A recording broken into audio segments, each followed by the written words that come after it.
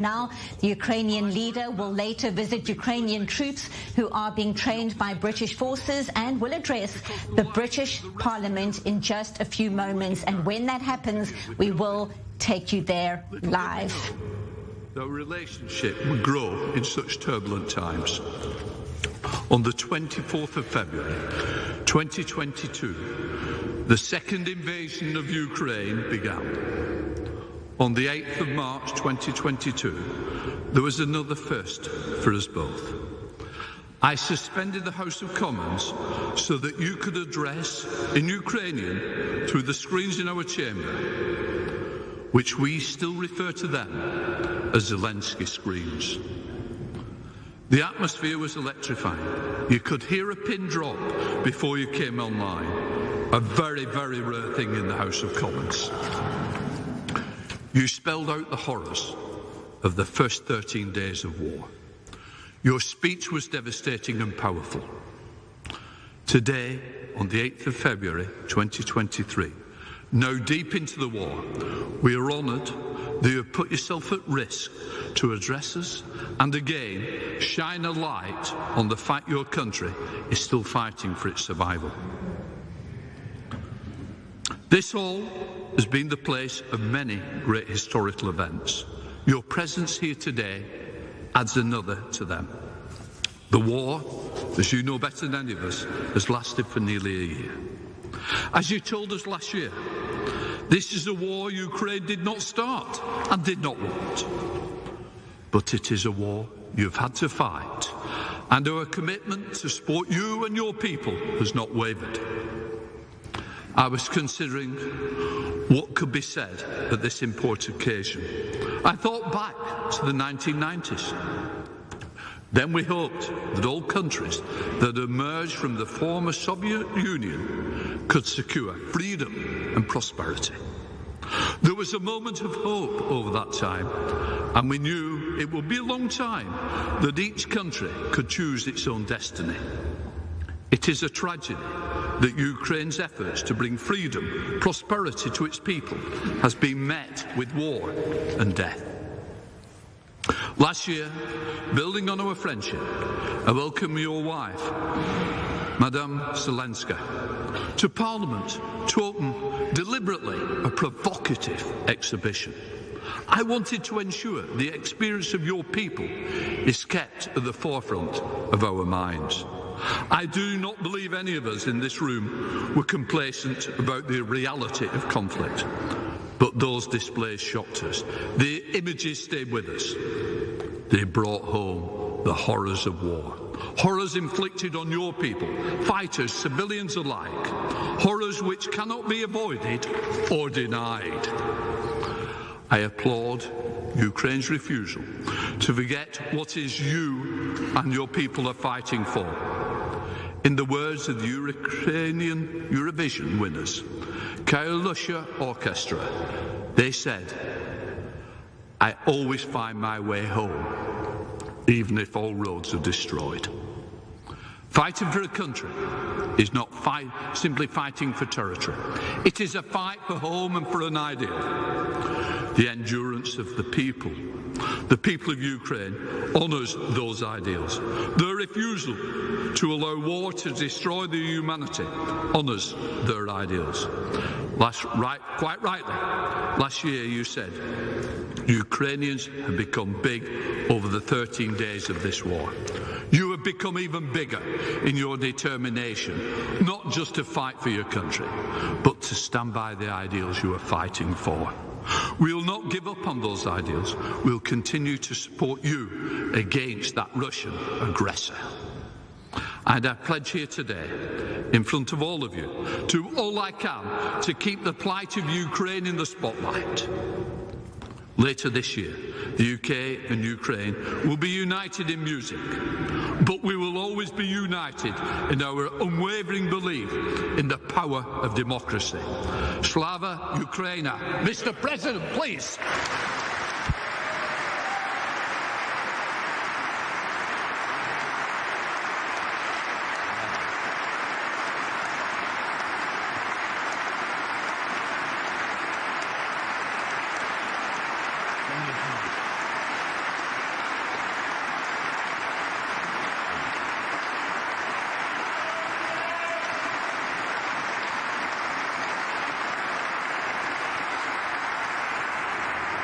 Thank you so much. Thank you. The people of the United Kingdom and their honorable representatives, all the people of England and Scotland, of Wales and Northern Ireland, of all the lands which have been home to brave souls since Europe came into existence.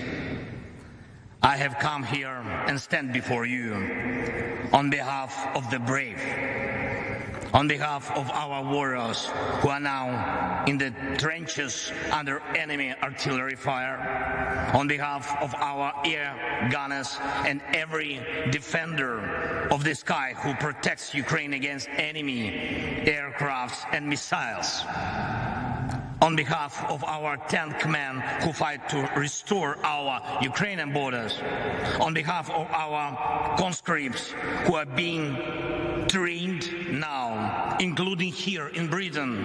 Thank you, Britain.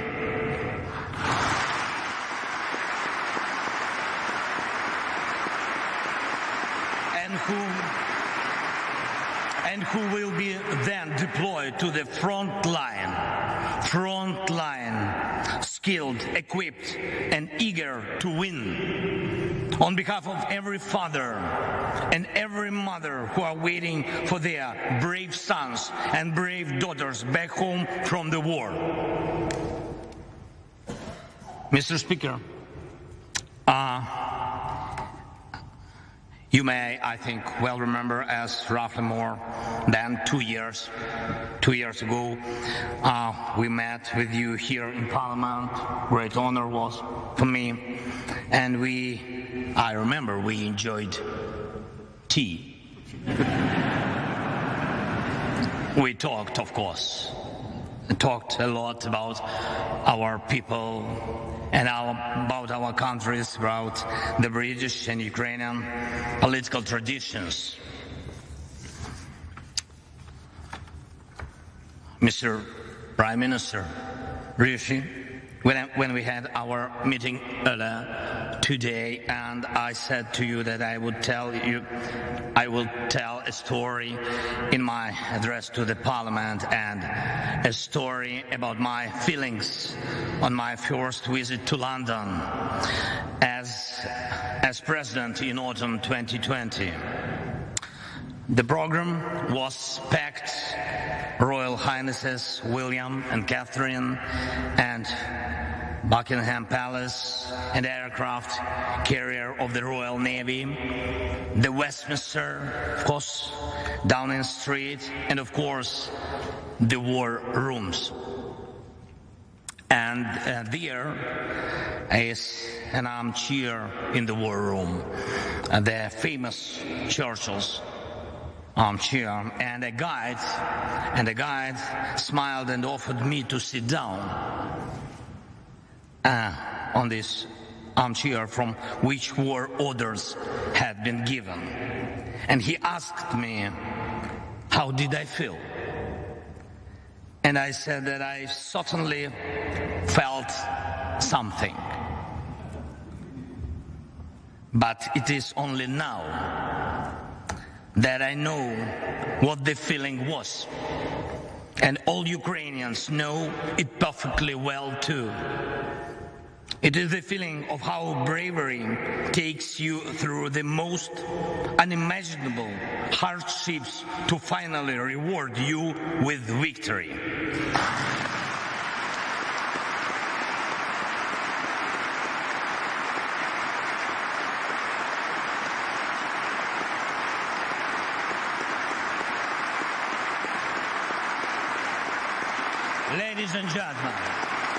Ladies and gentlemen, I thank you for your bravery.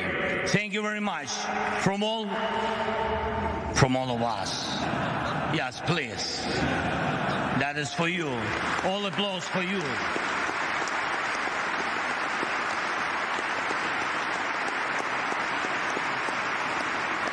London has stood with Kiev since day one. From the first seconds and minutes of the full-scale war, Great Britain, you extended your helping hand when the world had not yet come to understand how to react. Boris, you got others united when it seemed absolutely impossible. Thank you.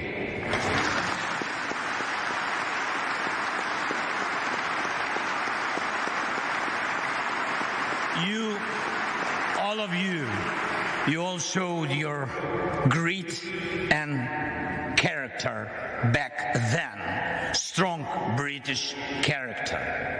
You didn't compromise Ukraine. And hence, you didn't compromise your ideals. And thus, you didn't compromise the spirit of these great islands. Thank you very much.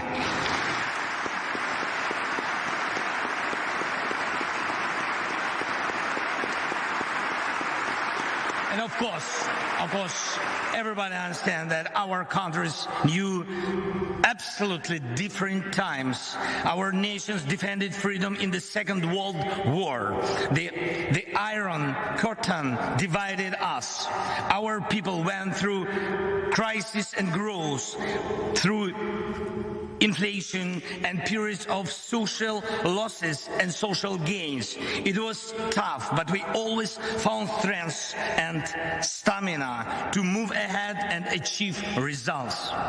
This is the bedrock of our land and your traditions.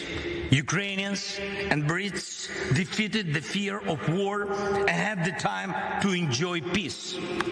No matter what we encountered on different stages of our and your formidable history, and you and us and the whole mankind achieved similar result. Evil lost.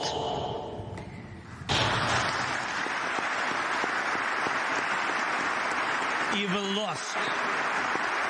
We will always come out on top of evil. This lies at the core of our, but also your traditions. However, the horizon never stays clear for a while. Once the old evil is defeated, the new one is attempting to rise its head. Do you have a feeling that the evil will crumble once again? I can see in your eyes now. We think the same way as you do. We know freedom will win.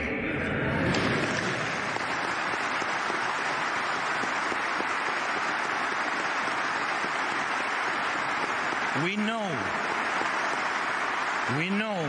Russia will lose. And we really know the victory will change the world. And this will be a change that the world has long needed. The United Kingdom is marching with us towards the most important victory of our lifetime. It will be a victory over the very idea of the war. After we win together, any aggressor, it doesn't matter, big or small, will know what awaits him if he attacks international order. Any aggressor who will try to push the boundaries by force, who will inflict destruction and death on other peoples, who will try to endure his dictatorship at the expense of other people's blood in criminal and unprovoked wars as the Kremlin does. Any aggressor is going to lose.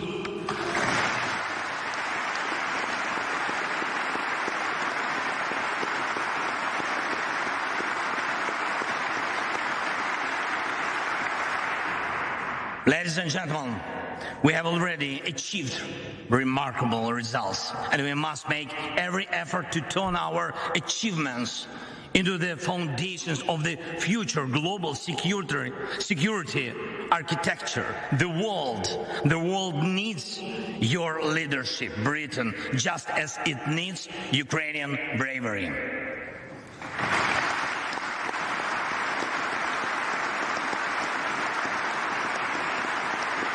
When the full-scale invasion began, we, together with you, Britain, and United States and other allies, formed a true coalition of friends. That is very important. You were among those very few who had helped before the large-scale invasion began, exactly as it will be necessary every time in the future to prevent aggression from happening. Your help was preventive. We must take these principles of preventive aid to those who are threatened with aggression and preventive sanctions against those who threaten aggression as basic principles of the world anti-war policy. We created a coalition of NLAW. Thank you. Of NLAW and Javelin that stopped the advance of the Russian army from the first day of the invasion.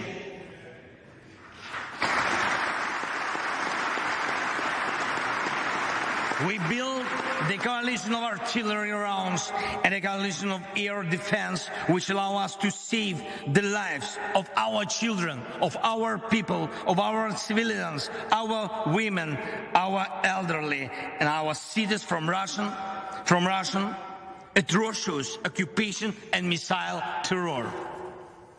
We put together a powerful sanction coalition.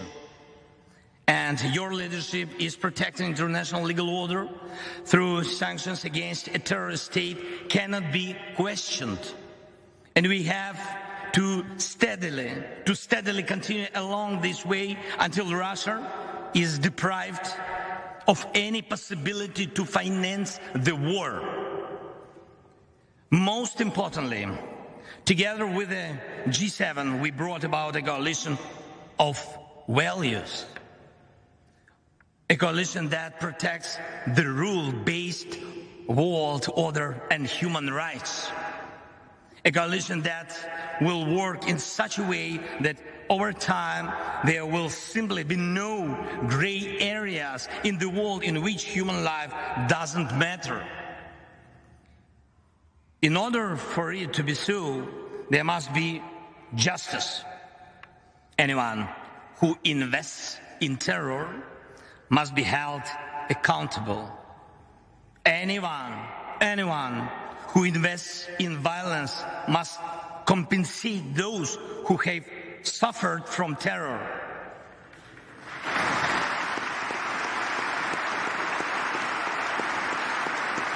Terror, aggression, or other forms of state violence. Our proposals for the creation of a special tribunal for the crime of Russian aggression against Ukraine and special compensation mechanism which will compensate war losses at the expense of Russian assets are based on such principles. Justice is one of 10 elements of the peace formula proposed by Ukraine and supported by Britain. I thank you for your readiness to invoke the formula. Thank you, Prime Minister. Thank you very much.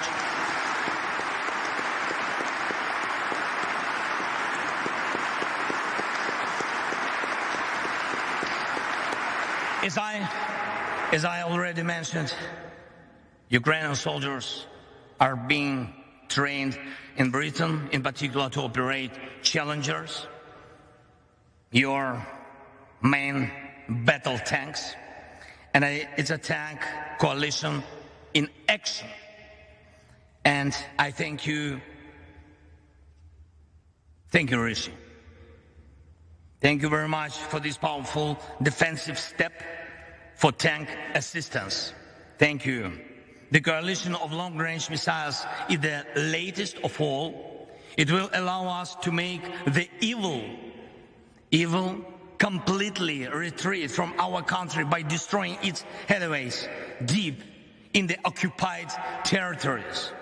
And it's not just, I'm not speaking just about weapons.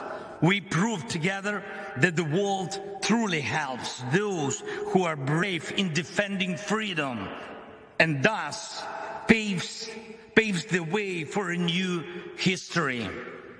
A history of the world that knows how to be quick in help, who knows how to be effective in defense, who knows how to remain principled in dark hours, who implements its treaties and arrangements in good faith, who does not allow perpetrators to enjoy immunity, who knows how to overcome veto when it's abused, who knows no fear, and who knows how to win. This shall be the new reality of the free world, I'm sure.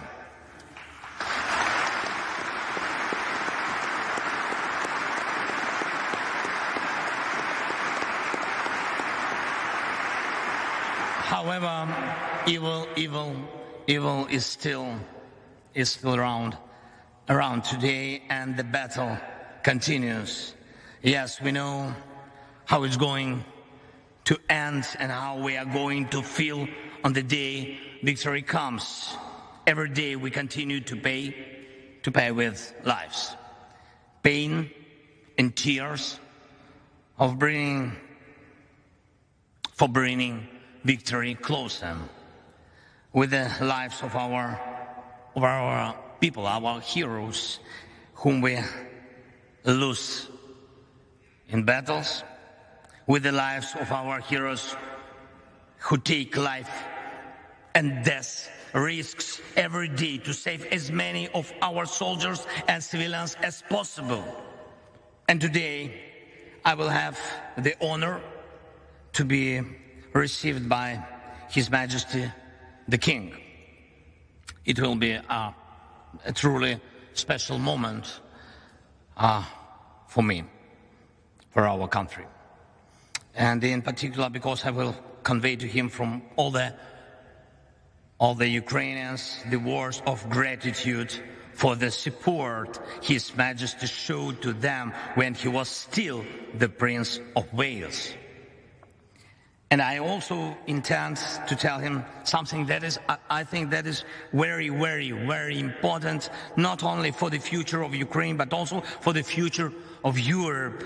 In Britain, the king is an Air Force pilot. And in Ukraine today, every Air Force pilot is a king.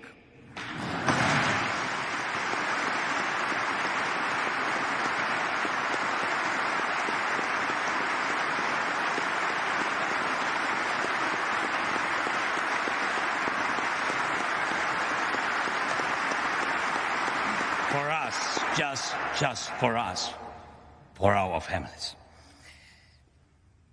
Because they are so few, they are so precious that we, the servants of our kings, do everything possible and impossible to make the world provide us with modern planes to empower and protect pilots who will be protecting us. And I am proud of our Air Force. And I brought a present from them to you, Great Britain. Yes, please, open please. Yes. Yes. To the speaker. Yes, speaker.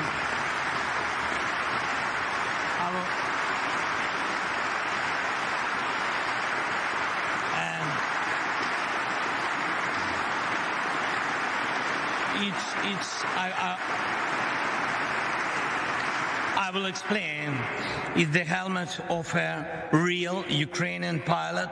He is one of our most successful aces, and he's one of our kings. And the writing on the helmet reads, "We have freedom, give us wings to protect it."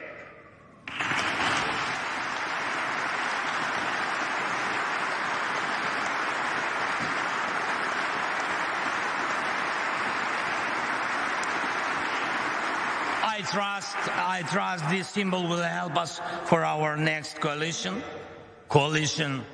of the planes, and I appeal to you and the world with simple and yet most important words: combat aircrafts for Ukraine, wings for freedom.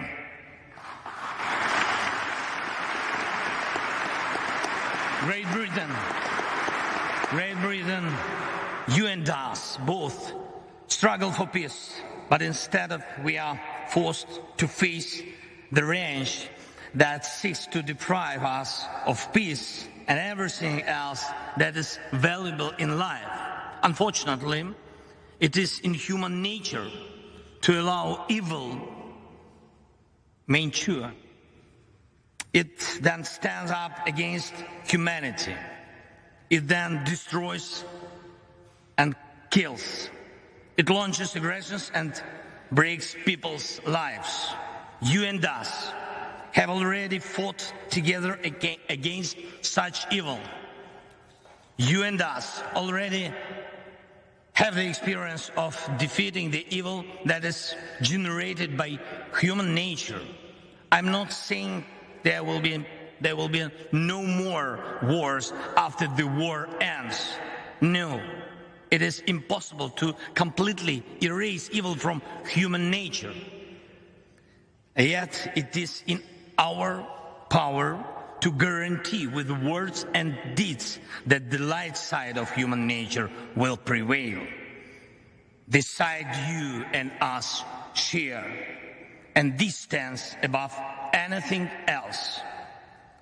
Thank you for your attention. Thank you for your support. And leaving a British Parliament 2 years ago, I thanked you for delicious English tea. And I will be leaving the Parliament today, thanking all of you in advance for powerful English planes.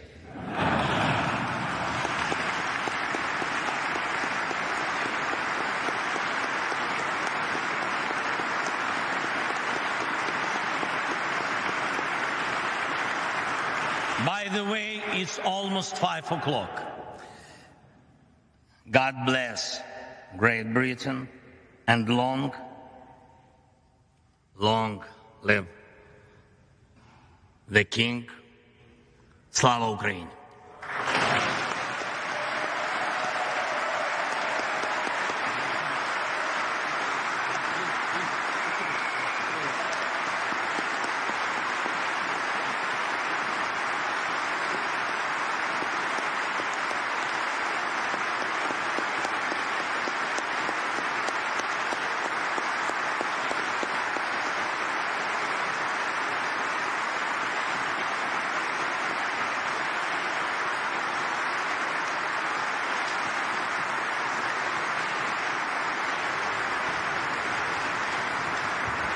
Live from London, you are watching images inside the UK Parliament. Volodymyr Zelensky making an impassioned speech thanking London for being with Kiev from the start. He says freedom will win, victory will change the world. With me in studio, our correspondent, Batya Leventhal, international affairs correspondent, watching developments here with me. So much to unpack. A bit of humor, references to tea, references to planes, but a serious message from Volodymyr Zelensky at a very crucial time. Absolutely. There's just so much to unpack here, and I think it also starts with just having a look at the ambience. In Westminster Hall, a place that is steeped in rich history. We're talking about one of the oldest buildings on the entire Parliament estate. The room was packed, and as you can see very clearly, people were standing. This is normally a room that has very specific seating put there, and it really alludes to the fact that not only was this a surprise visit with no preparation, but just the amount of people. We're not just talking about parliamentarians, dignitaries, journalists that really wanted to pack into the room and listen to the Ukrainian president giving that speech. I don't think any other person, at least right now, where the world is in terms of heads of state or government, could have amassed such a huge crowd in Westminster Hall. In terms of his speech, some of the words that I kept writing down that he kept mentioning, there is no doubt that the word that definitely stole the show was the word brave. He keeps bringing up the word brave, freedom, good over evil, as well as human rights, justice, bringing to justice those that are ending up, or at least going to end up, being punished for their crimes. Earlier today, when the MPs were speaking in Parliament, we heard quite a few members of the opposition questioning the Prime Minister, Rishi, whether or not, once this war does come to an end, if Russian military personnel are going to be found guilty by the ICC of war crimes. This really comes at the most crucial time for Ukraine, that is starting to amass, or wants to amass, at least a big offensive on the eastern side of the border with Russia. We're talking about the fact that Ukraine has very old and very outdated weaponry, and that is exactly why he was there. And as you mentioned, humor.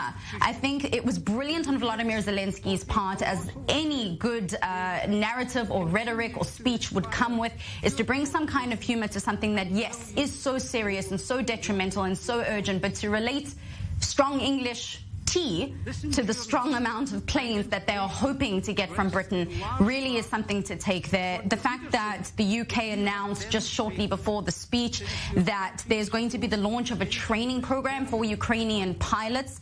It will be a NATO standard fighting jet. This is a massive undertaking. The fact that they're going to be training on NATO planes is no doubt going to send a very strong message to Russia. Ukraine, as we know, has been waiting to possibly have some kind of member status in NATO as well as in the European Union. It would also mean that this is the first time that not only could Ukraine be getting modern jets, but the fact that it's the first time that Ukrainian pilots and soldiers will be training on Western aircraft. So the speech really coming at such a crucial and critical time for Ukraine. And obviously what we noticed in Parliament, what we're noticing here, it's really brought a sense of unity to the UK, where there is so much divide between opposition as well as the Conservatives and those that are in power.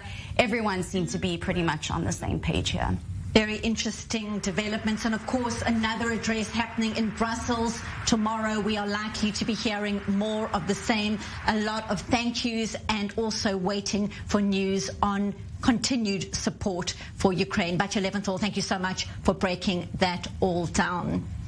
Moving on to other news now, and President Recep Tayyip Erdogan has arrived at one of the many disaster zones in Turkey following Monday's deadly earthquake that struck Turkey and Syria. It's the third day of search and rescue operations. The combined death toll has now risen to more than 11,000, with more than 40,000 people injured. The World Health Organization is warning the number of deaths is expected to rise dramatically. Freezing weather conditions are complicating rescue efforts, with more than 100 aftershocks hitting the region. A state of emergency has been declared for the next 3 months in Turkey. In Syria, aid agencies are particularly worried, as more than 4 million people were already relying on humanitarian aid. Here's more from some of the earthquake survivors. We experienced a great fear. Water and natural gas pipes burst in the house. We have serious damages all over the walls. We wanted to go inside again.